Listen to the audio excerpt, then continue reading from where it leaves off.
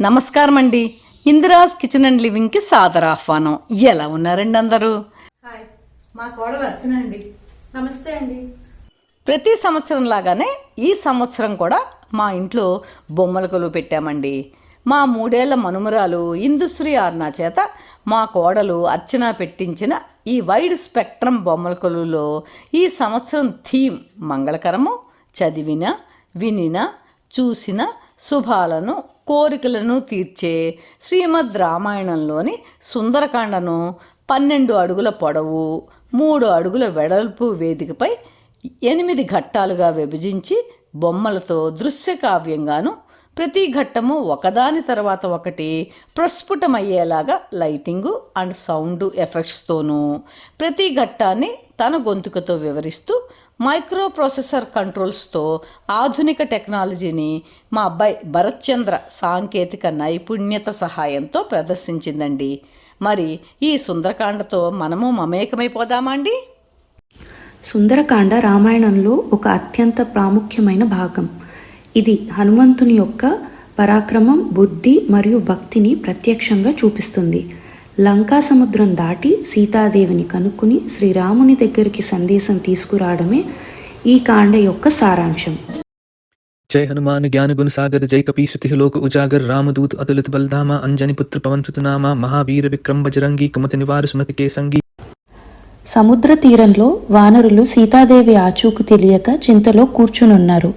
అప్పుడు జటాయు అన్న అయిన సంపాతి తన దూరదృష్టితో సీత లంకలో బంధించబడి ఉన్నది అని చెప్పగా వానరుల హృదయంలో భయం కలిగింది. అప్పుడు జాంబవంతుడు హనుమంతుడితో తన శక్తిని గుర్తు చేస్తూ అన్నాడు, హనుమంత, నీ శక్తిని, నీ పరాక్రమాన్ని నువ్వు మర్చిపోవద్దు. రాముడి కోసం సముద్రం దాటి లంక వరకు వెళ్లే సామర్థ్యం నీ ఒక్కడి దగ్గరే ఉంది. जय हनुमान ज्ञान गुण सागर जय कपीसति लोक उजागर रामदूत अतुलित बलधामा अंजनी पुत्र पवन सुत नामा महावीर विक्रम बजरंगी कुमति निवार सुमति के संगी. ఆ మాటలు విని హనుమంతుడు మహేంద్ర పర్వతం మీద నిలబడి ఒక దూకుతో లంక వైపు బయలుదేరాడు.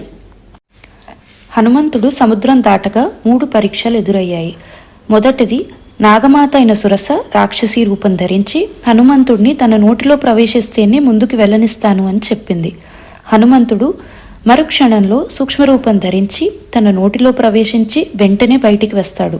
సురస సంతోషంతో ఆశీర్వదించింది.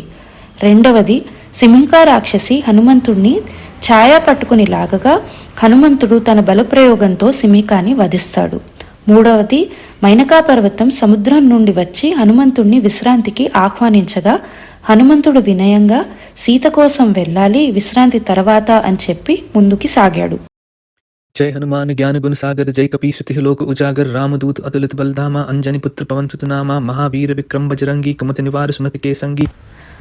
సముద్రం దాటి లంక చేరిన హనుమంతుడిని లంక ద్వారపాలిక అయిన లంకిని ఆపింది. హనుమంతుడు తన తోకతో ఆమెను కొట్టి కింద పడేశాడు. అప్పుడు బ్రహ్మ యొక్క మాటలు గుర్తొచ్చి, ఇతను సామాన్య వానరుడు కాదు, రామదూతుడు, లంకానాశనం సమీపించింది అని గ్రహించి హనుమంతుడికి లంకా ప్రవేశం ఇచ్చింది. जय हनुमान ज्ञान गुण सागर जय कपीसति लोक उजागर रामदूत अतुलित बलधामा अंजनी पुत्र पवन सुत नामा महावीर विक्रम बजरंगी कुमति निवार सुमति के संगी.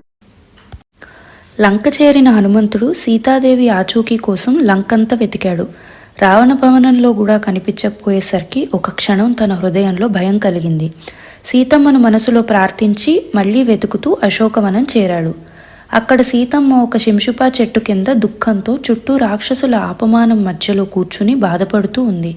సీతాదేవి కనిపించింది అన్న సంతోషం ఉన్నా ఆమె స్థితి చూసి హనుమంతుడు చాలా బాధపడ్డాడు. సూక్ష్మరూపం ధరించి సీత దగ్గరికి వెళ్ళి రాముడి ముద్రిక చూపించగా సీత కళ్ళల్లో నీళ్లు తిరిగాయి. శ్రీరాముడు తప్పగా వచ్చి మిమ్మల్ని తీసుకుని వెళ్తారనే ధైర్యం ఇచ్చాడు. ఇది విన్ని సంతోషించిన సీత తన చిన్నముగా తన చూడామణిని రామునికి చూపించమని హనుమంతుడికి ఇస్తుంది. जय हनुमान ज्ञान गुण सागर जय कपीसति लोक उजागर रामदूत अतुलित बलधामा अंजनी पुत्र पवन सुत नामा महावीर विक्रम बजरंगी कुमति निवार सुमति के संगी. సీతాదేవి ధైర్యం పొందగా హనుమంతుడు రావణాసుడు మరియు లంకా సైన్యం బలాన్ని పరీక్షించాలని నిర్ణయించుకున్నాడు. ఆ వీరభావంతో అశోకవనంలో చెట్లు పీకి విసిరేశాడు. పుష్పవనాలు నశింపజేశాడు. సైన్య రథాలను ధ్వంసం చేశాడు. అనేక రాక్షసులని చంపడం మొదలుపెట్టాడు.